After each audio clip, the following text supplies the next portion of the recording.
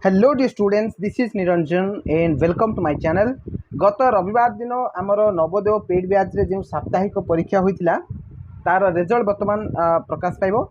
तो कौ माने टॉप 5 रछंती सेमानकर नाम मु वर्तमान घोषणा करबी। तो एक नंबर रछंती श्रद्धा नाहक, डिस्ट्रिक्ट होची गंजाम।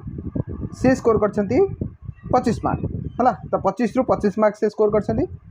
देन 2 नंबर रछंती आशुतोष साहू, डिस्ट्रिक्ट होची कलाहांडी। से भी स्कोर करछंती 25 मार्क। देन 3 नंबर अच्छंती प्रज्ञा राणी प्रधान, डिस्ट्रिक्ट होची गंजाम।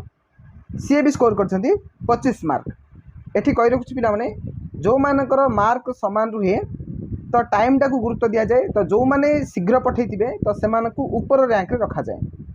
देन टॉप 4 अच्छंती स्थिति प्रज्ञा दास, डिस्ट्रिक्ट होची गंजाम। से स्कोर करछंती 24 मार्क। देन 5 नंबर अच्छंती अनन्या बारिक, डिस्ट्रिक्ट होची नयागढ़।